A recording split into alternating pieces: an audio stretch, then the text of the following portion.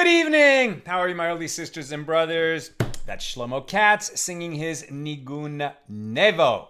How's everybody doing? Let's light up the darkness.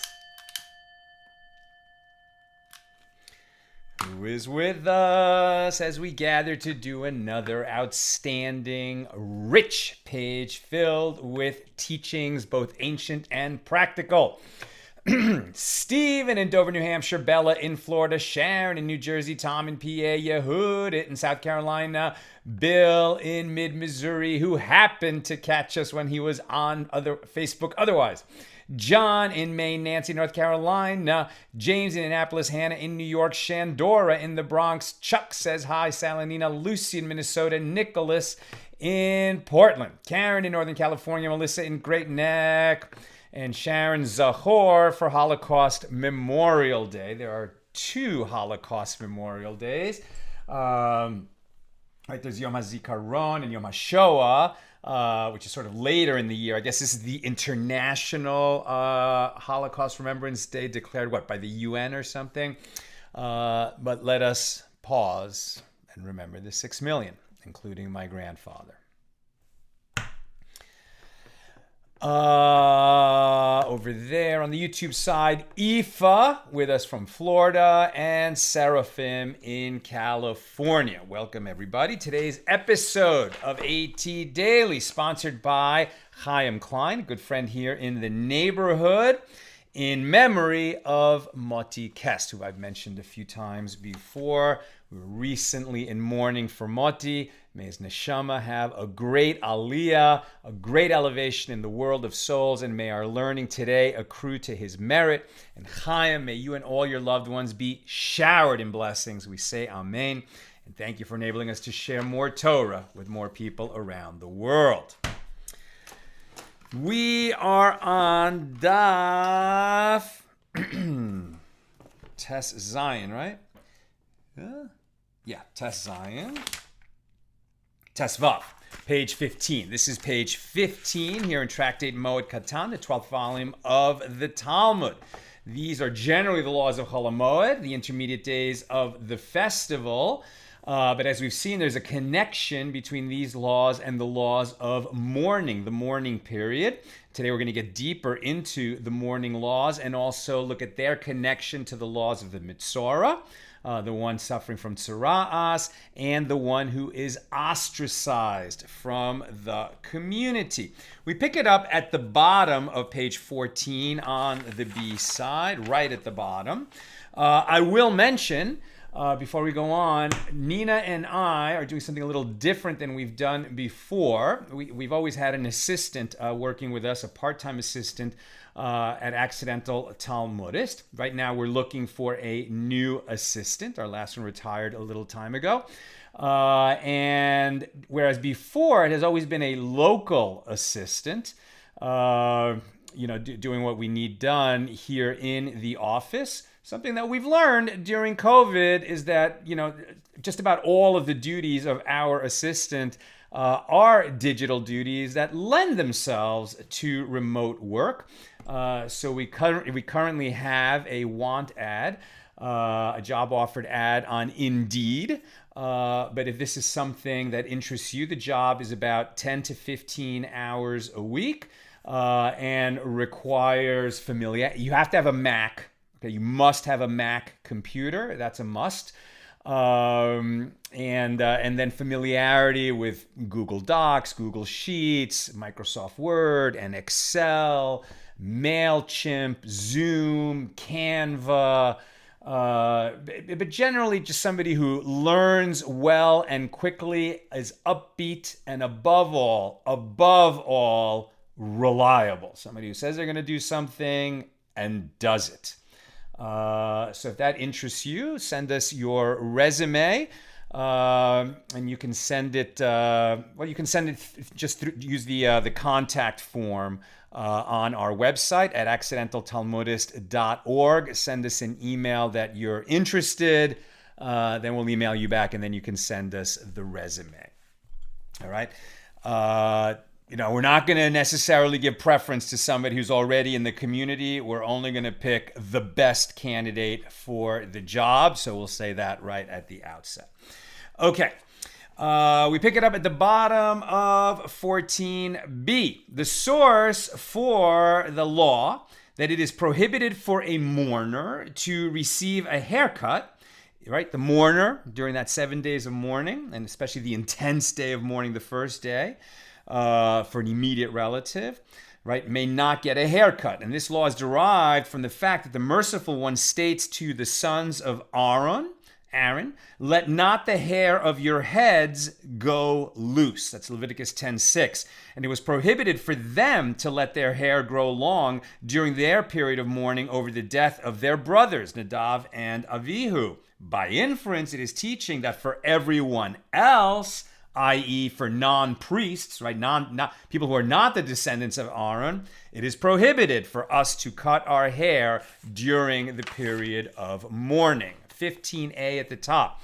The Gemara asks, what is the halacha, the law governing those who are ostracized and lepers, by which we mean the Mitsura, one who's suffering from tsuras, with regard to getting a haircut? And the Gemara answers, come in here, that which was taught in a baraisa. Those who are ostracized and a Mitsura are prohibited from cutting their hair and laundering their clothes. It was further taught there, if one who is ostracized dies, now this is not as severe a penalty as herem, excommunication, right? So one who is ostracized, somebody who is not, accepting the verdict of a rabbinic court, and he can be ostracized for that.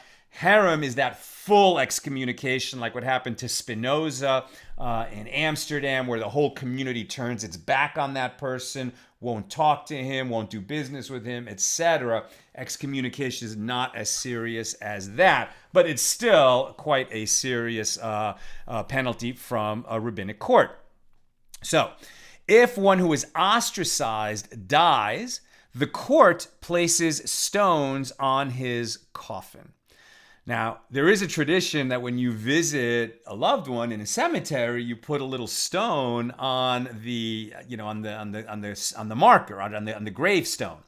That is not what this is, right? So that's still a very beautiful tradition. It means that people came and visited this person in their place of final rest. You put a pebble on the gravestone. It's not somehow going to be connected that this person was in a state of ostracism when he died. This is something different. If one who is ostracized dies, the court places stones on his coffin. And Rabbi Yehuda says this does not mean that they pile up a heap of stones over him, like the heap of stones that was placed over the grave of Achan, where you hear that story in Joshua 7:26, the one who after the children of Israel conquered Jericho as they were entering the Holy Land, he took some spoils for himself that he should not have done. Rather, the court sends its agents who place a large stone on his coffin as a symbolic gesture. And this comes to teach you that anyone who is ostracized and dies while in the period of ostracism, without seeking to be released from it, the court places stones on his coffin. The Gemara continues, a mourner is obligated to wrap his head. And let me just read this note from Rav Steinsaltz about the law of this, one who is ostracized and dies. If one who was ostracized died without having his decree of ostracism removed, then the court appoints emissaries to place a stone on his coffin. The relatives of such a person do not rip their clothes, remove their shoes, or deliver eulogies for the deceased. It's bad to die in a state of ostracism.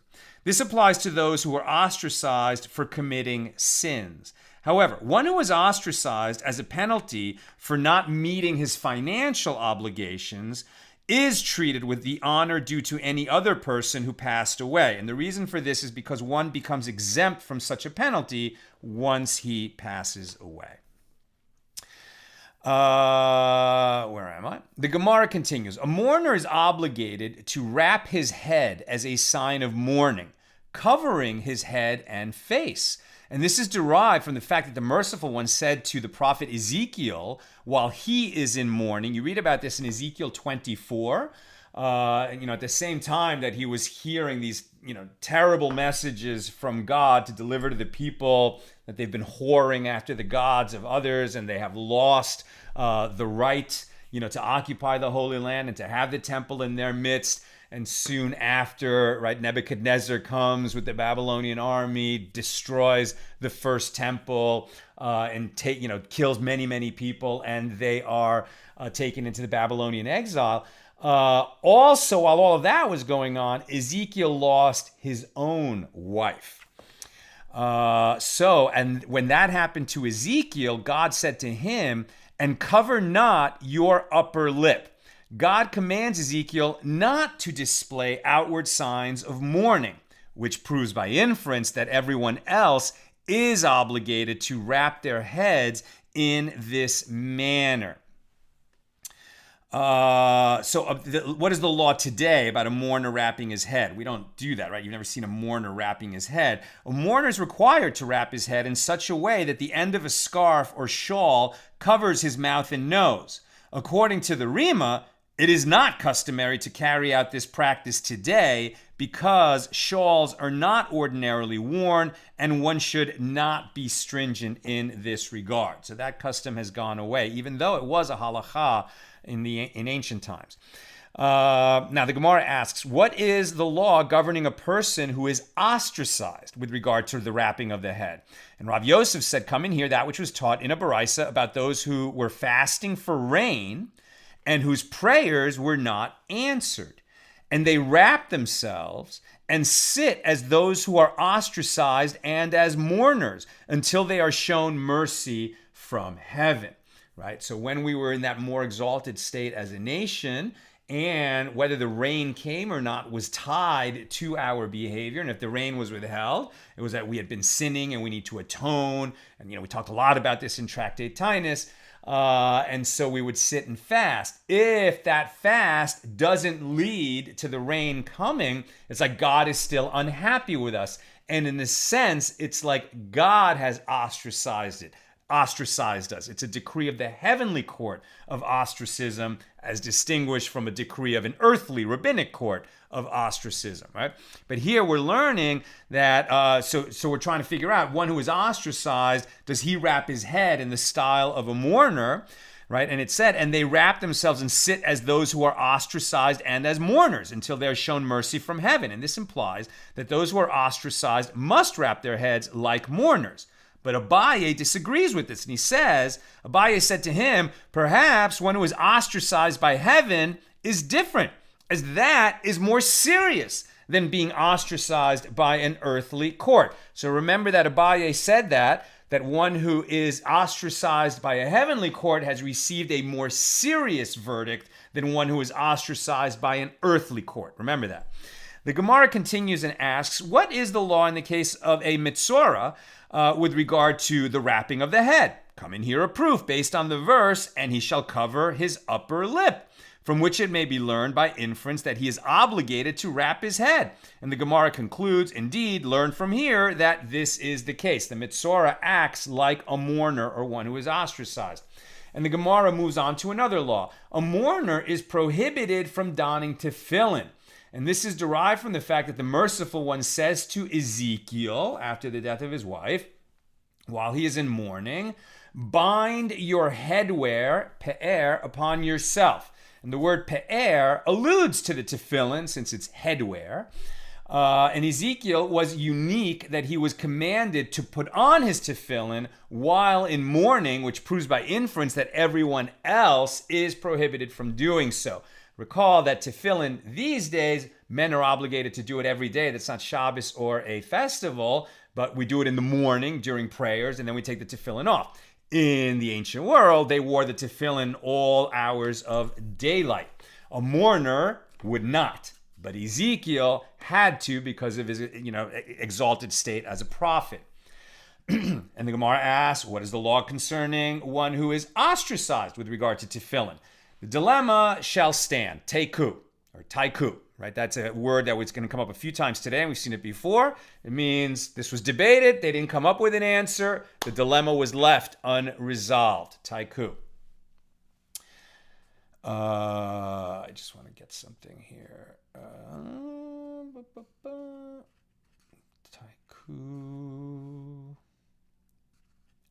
Teiku, right? Or taiku. It's really taiku. Okay, and I'm going to go on. Okay, come in. All right, what is the law with regard to the metzora, with regard to tefillin?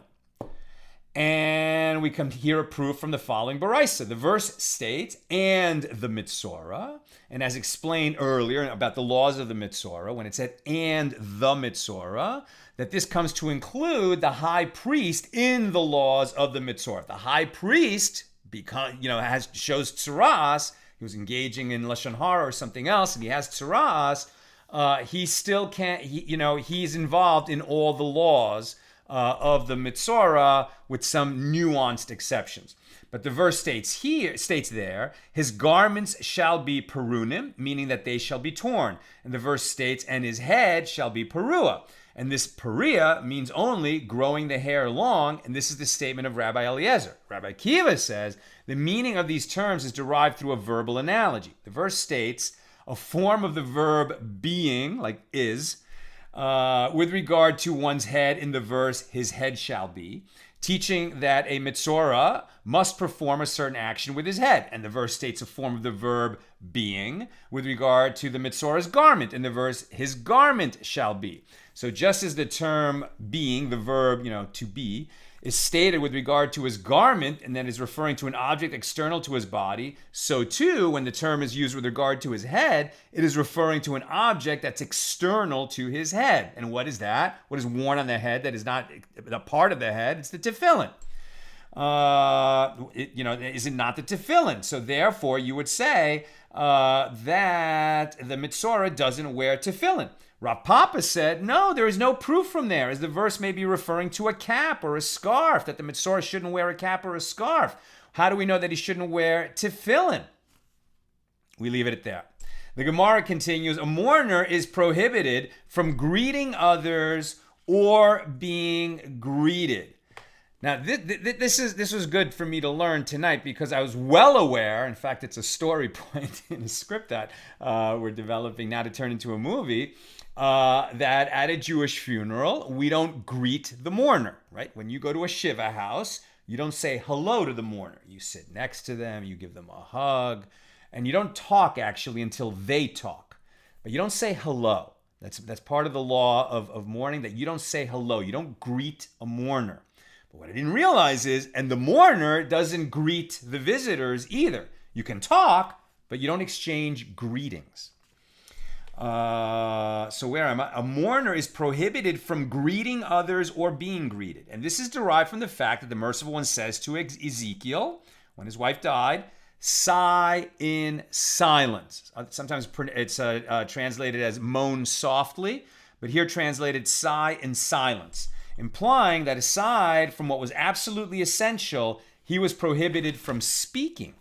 And the Gemara asks, what is the law governing one who is ostracized with regard to greeting others? And Rav Yosef said, and let me just repeat, what is it? A mourner with regard to greeting others, right? So from Shulchan Aruch, what is the halacha?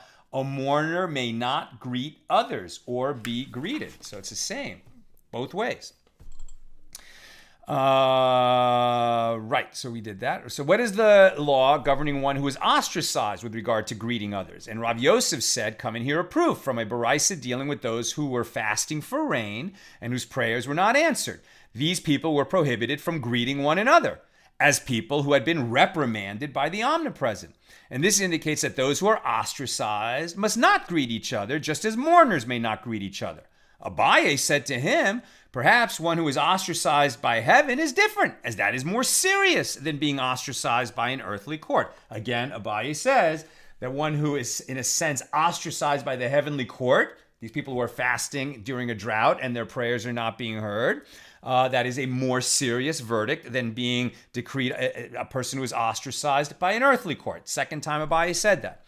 The Gemara continues and asks, what is the law concerning a metzora with regard to greeting others? We know that the metzora, one who is tameh with tzuras, while he has the tzuras, he's supposed to, when he walks down the street, he's supposed to say, tameh, tameh, I am impure, ritually impure. That's not a greeting. That's just an announcement that he has to make. So what is the law with regard to the metzora and greeting others? So come in here a proof from the Baraisa, and he shall cover his upper lip. Leviticus 13:45. This means that his lips should be stuck together, that he should be like one who is ostracized and like a mourner, and he is prohibited from greeting others or being greeted. And the Gemara concludes, indeed, learn from this that it is so. He doesn't greet others, he is not greeted, the metzora. And the Gemara asks, if this is the case, then we should also resolve the question above with regard to one who is ostracized and say that such a person is prohibited from offering greetings. And Rav Acha bar Pinchas said, in the name of Rav Yosef, does it explicitly teach that a metzora is prohibited from greeting others like the one who is ostracized? It teaches only that he should be treated like one who is ostracized and like a mourner. He should be treated, meaning we don't greet the metzora. He should be treated like one who is ostracized and like a mourner, i.e. he should be like them with regard to other things, and that he is also prohibited from greeting others. This being the case, no proof can be derived from here with regard to whether or not one who is ostracized may offer greetings. So that for the mourner, for sure, it goes two ways. For the one who is ostracized, for the metzora, a little bit unclear. The Gemara moves on to a new topic. A mourner is prohibited from studying words of Torah.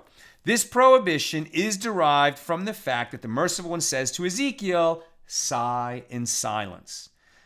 Ezekiel was commanded to be silent and not discuss even Torah matters. Big deal for a prophet, who is basically the foremost Torah authority of the nation while he's during his career as a prophet. And the Gemara asks, what is the law concerning one who is ostracized with regard to speaking Torah? And by the way, so the mourner with regard to Torah study, is that in fact the law? A mourner is prohibited from studying Torah for all 7 days of mourning. This includes the Bible, Talmud, and Halacha. He may read the prophecies that speak about catastrophes in the books of Jeremiah and Job. Similarly, he may study this 3rd chapter of Moed Katan and the laws of mourning. That's the kind of Torah study that is permitted to the mourner. Otherwise, he should not be engaged in Torah study. Now, but there's always a teaching given, right? When there's a service at a mourner's house, during the Shiva, and there's a minyan there, teachings are given, but that's to the other people, and if the mourner hears it, he hears it, but he's not directly engaged in Torah study. Okay, what is the law with regard to one who is ostracized in terms of speaking words of Torah? And Rav Yosef said, come and hear that which was taught in the following Baraisa. One who is ostracized may teach Torah to others, and others may teach him Torah. Similarly, he may be hired for work by others, and others may be hired by him. But the one who is in herem, the one who is excommunicated, the severe excommunication, like Spinoza, which is a more severe form of ostracism, he may not teach Torah to others, and others may not teach him. He may not be hired by others, and others may not be hired by him. However, he may study by himself, so that he will not interrupt his study entirely and forget everything he knows. And he may build a small store for his livelihood so that he can earn enough money to cover his most basic needs. He shouldn't starve to death, but no more than that. And Rav said, what is the small store referred to here? This is referring to selling water in the valley of Aravot, where no water was to be found. One selling water there could earn a small income. The Gemara concludes, indeed, learn from this Baraisa, that one who is ostracized is permitted to study Torah. The one who is excommunicated, not so much. Excuse me. And the Gemara asks, what is the law with regard to a metzora and speaking words of Torah? And the Gemara answers, come and hear that which is taught in a Baraisa. It is written, and you shall impart them to your children and your children's children the day that you stood before the Lord your God in Horeb. Just as there the revelation at Sinai was in reverence and fear and trembling, so to here in every generation Torah must be studied in a similar fashion. right? When we received the Torah at Mount Sinai, when God spoke to us directly and uttered at least the first two of the 10 commandments, then the people were freaked out and said, all right, Moses, you go take dictation for us. We're going to die if we keep being overwhelmed by God's voice. But at any rate, before God even spoke, he warned Moses to tell the people, get prepared. Do not come near a woman for 3 days, right? No marital relations for 3 days. I think there was laundering the clothing. Like, we prepared ourselves for that meeting with God. Fear and trembling and awe. From here, the sages stated, Zavim, the Mitsura, those who had intercourse with a nida, a woman during her period, despite their severe ritual impurity, they are permitted to study Torah and the prophets and the writings, and to study Midrash and Talmud, and Halacha and Agadah. But those who experienced a seminal emission are prohibited from doing so. So it's not right. It like if you have a seminal emission when the temple is standing, so then you have to immerse before you're ready to enter the temple. But that's a very low level of tuma, of ritual impurity. One who had sex with a woman while she's having her period, one who is a metzora, one who had certain venereal discharges, that's a much, higher form of ritual impurity. And yet, those people are permitted to learn Torah, but the one who had a seminal emission, no. Why? And the reason for this distinction is that the cases of severe impurity are caused by ailment or other circumstances beyond one's control. You're going to have to go through a big purification, but it didn't happen to you because of your behavior. So as a result, they do not necessarily preclude a sense of reverence and awe as one studies Torah. However, a seminal emission usually occurs due to frivolity and a lack of reverence and awe, and is therefore inappropriate for one who experiences a seminal emission to engage in matters of Torah. And the Gemara concludes, indeed, learn from this that a metzora is permitted to study words of Torah. What is the law on this? One who experienced a seminal emission with regard to Torah study, where did the law end up? Ezra, the scribe, decreed that one who experiences a seminal emission is prohibited from studying Torah until he has immersed, period. In the era of the Amoraim, right, the sages of the Gemara, this decree was nullified. And today, it is permitted for such a person to study Torah without immersing. However, it is still the custom of the pious to be strict and immerse before studying Torah. So you'll find different practices in the Orthodox Haredi Jewish world. Some people, I think Breslovers, will immerse in the mikvah every day. I think Chabad does that also. Chabad men will go to the mikvah every single morning. Other people only immerse before Shabbos. Some people only immerse, once a year before, Rosh Hashanah or Yom Kippur. Or some just the big festivals, they will immerse before that.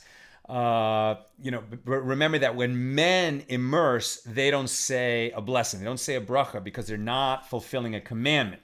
You can't rid yourself of tuma. That's not the reason that they're immersing. The whole world is tamei now.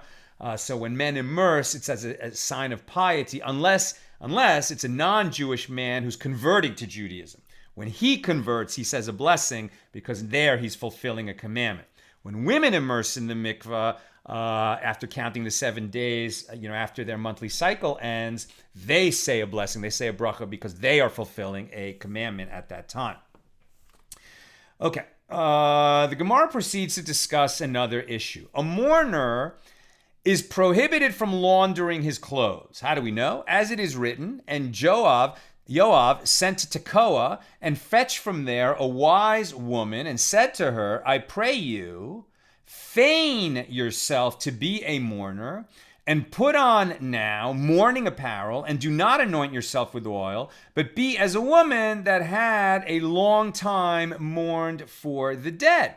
And the Gemara asks, what is the law concerning laundering with regards to those who are ostracized? All right, so it's like that was the answer. It was a little bit like indirect. What is this? So a mourner with regard to laundering clothes, a mourner may not launder his clothes for all 7 days of mourning.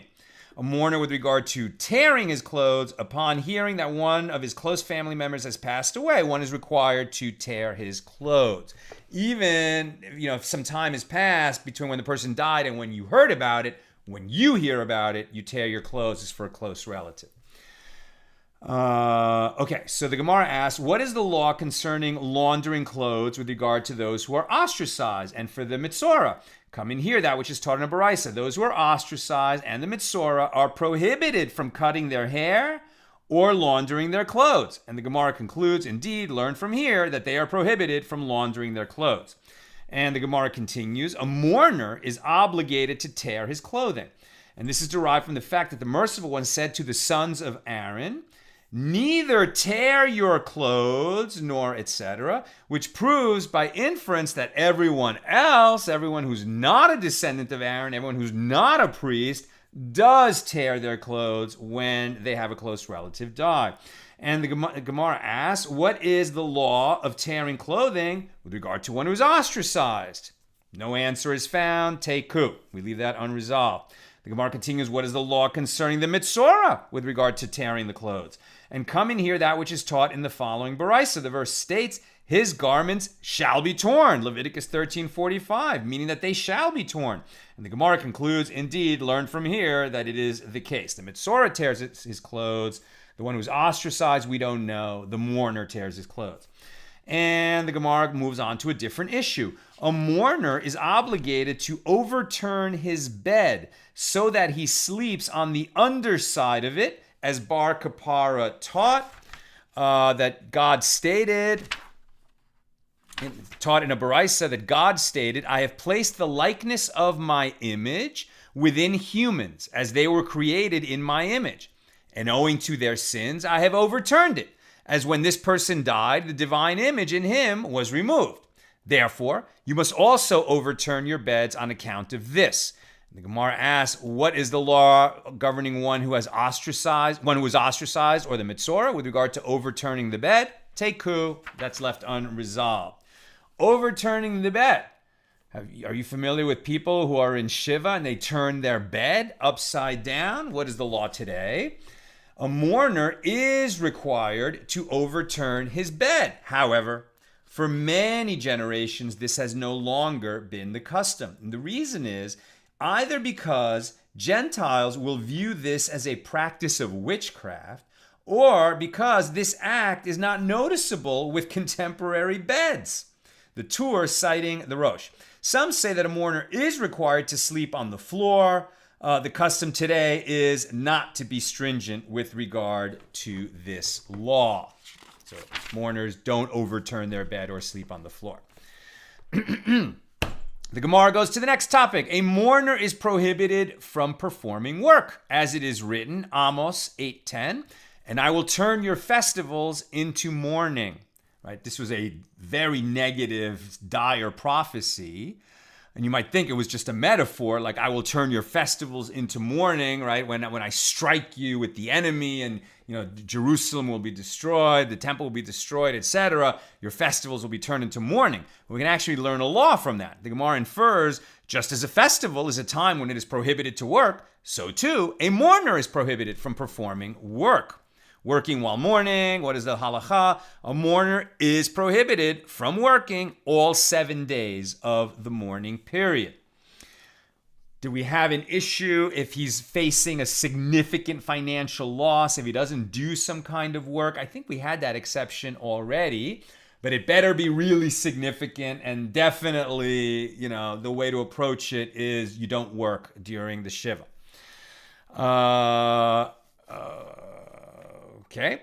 All right. And so, of course, now the Gemara asks, what is the law concerning one who was ostracized with regard to performing work? And Rav Yosef said, come in here, that which is taught in the following Baraisa. When the sages said that the performance of work is prohibited on a communal fast due to lack of rain, they meant only that work is prohibited during the day of the fast, but during the night of the fast it is permitted.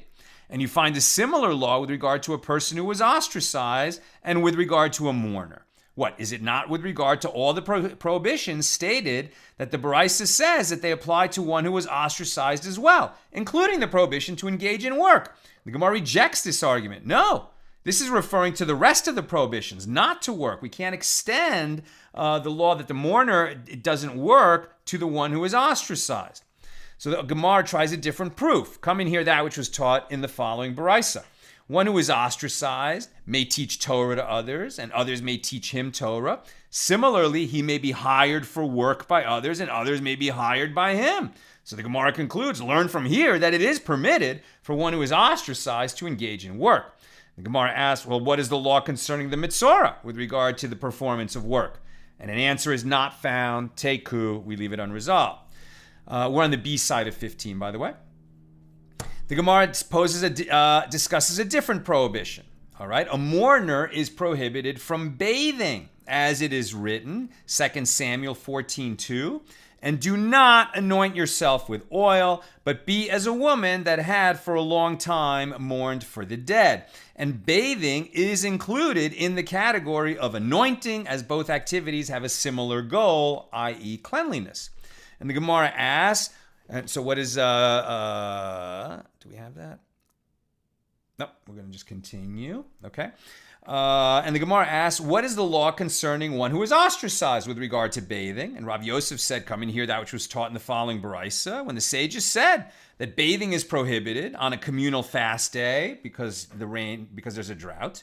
They meant only that a person may not wash his entire body, but washing his face, his hands, and his feet is permitted. And you find a similar law with regard to a person who is ostracized and with regard to a mourner.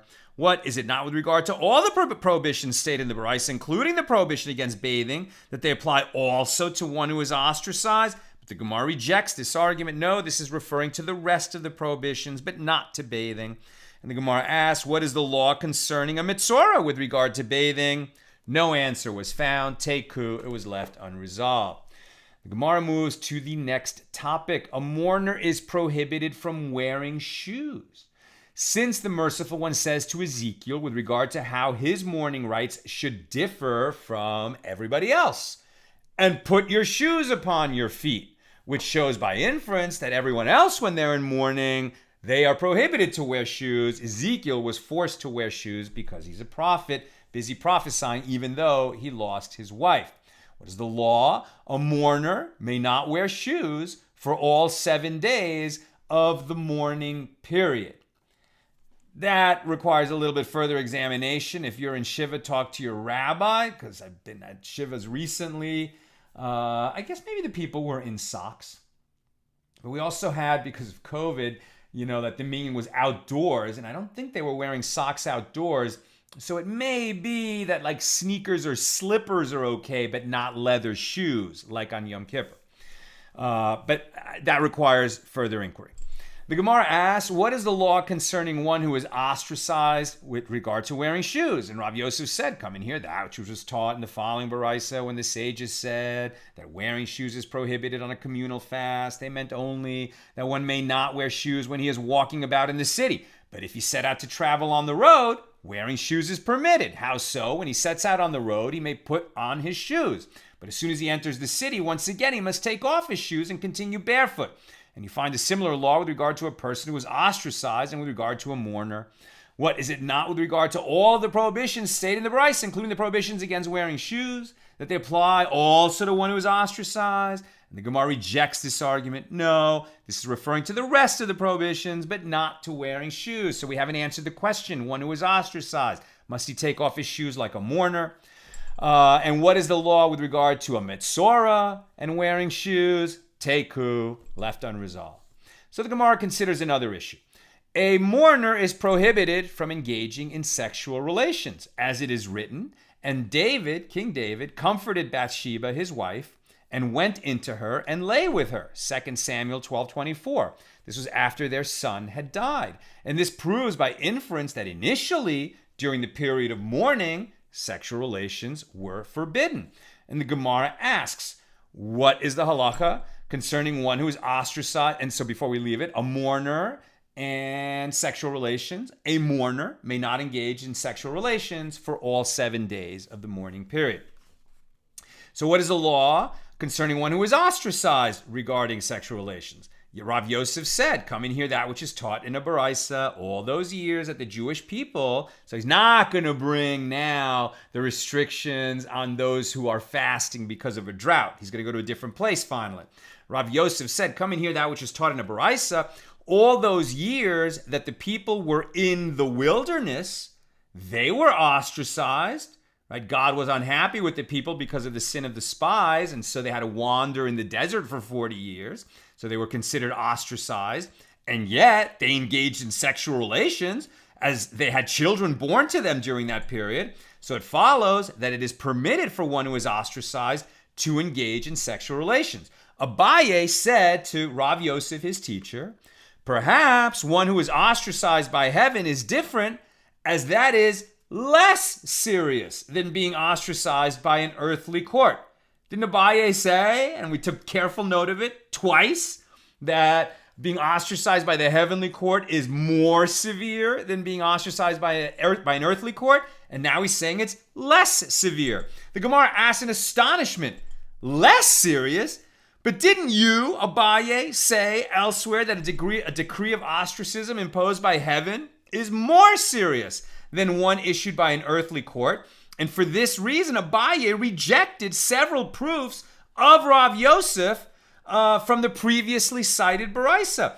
And the Gemara answers, Abaye is uncertain whether a decree of ostracism imposed by heaven is more or less serious than one imposed by an earthly court. It could be that it's more serious. It could be that it's less serious. Therefore, when he goes in this direction, he rejects the argument, and when he goes in that direction, he rejects the argument. Abaye asserts that since the issue is in doubt, no proof can be derived from ostracism issued by the heavenly court. The Gemara continues. What is the law concerning a metzora with regard to sexual relations? We already encountered that. We were surprised. The metzora, when he's no longer has tzara'as, right? Then he has to shave off all his hair, and then he goes through a 7-day purification process, at the end of which he immerses, he brings offerings, and then he becomes tahor again. During that 7-day purification, when he no longer has the skin outbreak, the tzara'as, then he cannot have sexual relations. But while he actually has the tzara'as, he is permitted to have sexual relations. We already derived that some time ago. And so from there, we see that tzara'as is not some kind of contagious skin outbreak, skin disease, skin plague, right? It is a physical manifestation of a spiritual malady that afflicts that person. And so if you have sex with such a person, you'll become tameh, ritually impure, but you won't catch the tzara'as, and it is permitted. Not that there's tzara'as in the world anymore anyway. So the Gemara continues. So what is the law concerning a mitsura with regard to sexual relations? Come in here a proof. As it is taught in a baraisa, the verse concerning the mitsura states, but he shall remain outside his tent 7 days, from which it is derived that a mitsura should be like one who is ostracized and like a mourner, and he is prohibited from engaging in sexual relations. How is this derived? The only meaning of the term his tent is his wife. We've seen that over and over again. When the Torah refers, go return to your tent or do not return to your tent, it means return to your wife or don't return to your wife. As it is stated after the giving of the Torah at Mount Sinai, go say to them, return again to your tents. After all that, after the whole event ended, God told Moses to say to the people, go return to your tents. This statement rendered it permitted for the men once again engage in sexual relations with their wives after they had previously been prohibited to do so in anticipation of the giving of the Torah, as expressed in the verse, come not near a woman. And the Gemara concludes, indeed, learn from this that it is prohibited for a metzora to engage in sexual relations. This is why we don't paskin halacha from the Gemara. If you only read that, you would conclude, okay, so the halacha is that the metzora cannot have sexual relations with his wife. But that is not where the law ended up. That's where this paragraph ends up.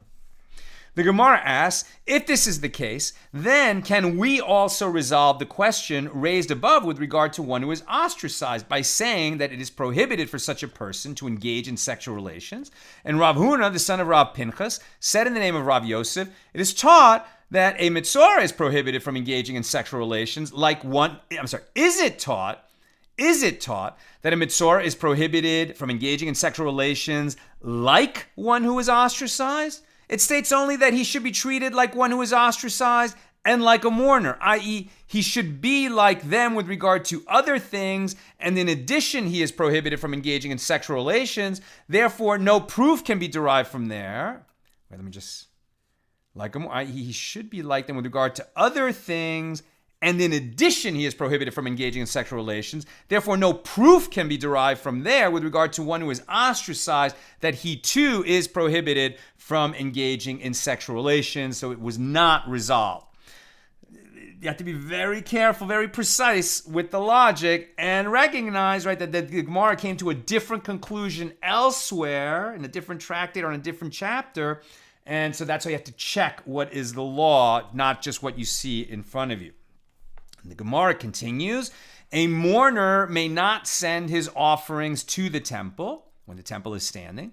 As it is taught in a Baraisa, Rabbi Shimon says, a peace offering, shalamim, is given this name also to teach us that one may sacrifice it only at a time when he is shalem, whole, right? Beautiful, the way Hebrew works, right? Peace and wholeness, concepts that we often, tie together with an and, but the words don't have any relationship. In Hebrew, they do. Shalom, peace. Shalem, whole. W-H-O-L-E. So a person should only be sending a peace offering, which is an optional offering, at a time that he's in a state of wholeness. When is that? When he's not a mourner. A mourner is not, settled and feeling whole. And his mind is settled, but not at a time when he is an acute mourner, i.e. on the first day of his bereavement when he is distressed. What is the law?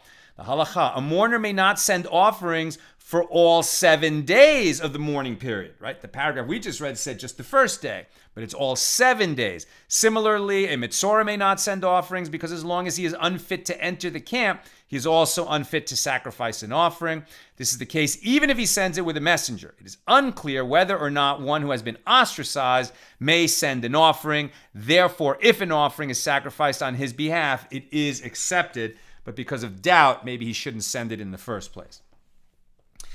The Gemara asks, what is the law concerning one who is ostracized with regard to sending his offerings to the temple? Rav Yosef said, come and hear a proof from that which is taught in a Baraisa. All those years that the Jewish people were in the wilderness, they were ostracized, and yet they sent offerings. Abaye said to him, perhaps one who is ostracized by heaven is different, as that is less serious than being ostracized by an earthly court.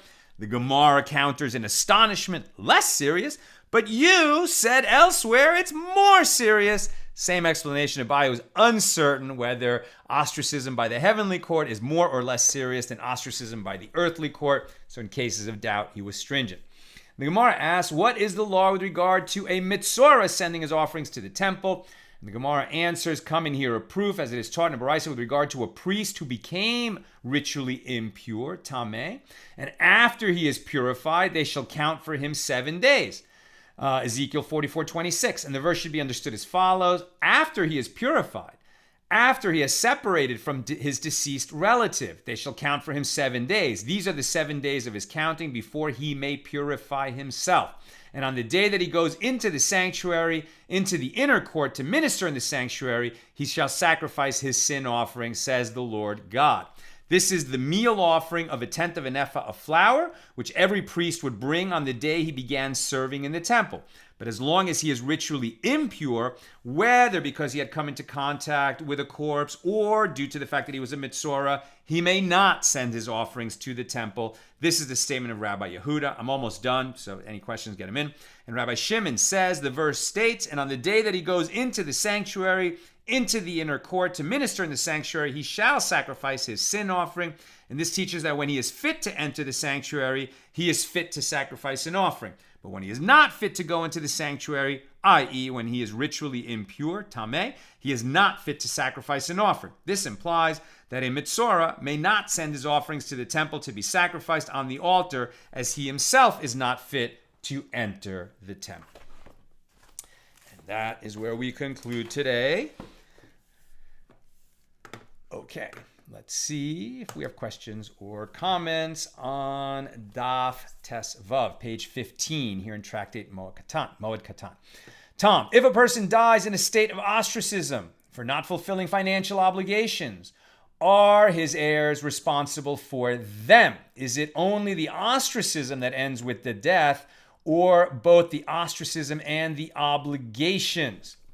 Right, so what you're basically saying, so it's interesting because that is a topic we're going to come to later in our journey, and there's many nuances to it, right? What are those financial obligations?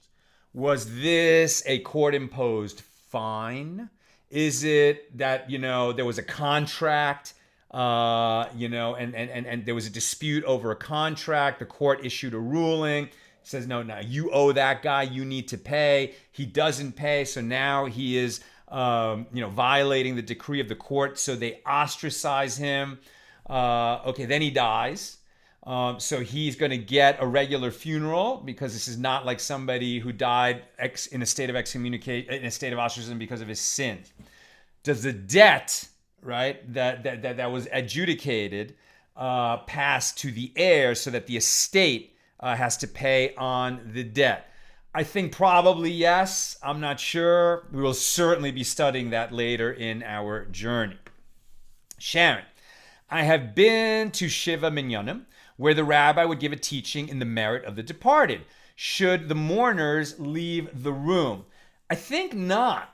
I think not. That's not the same as studying Torah, because the mourner will sit there silently, right? He's not going to ask questions and engage sort of in Havrusa learning with the rabbi.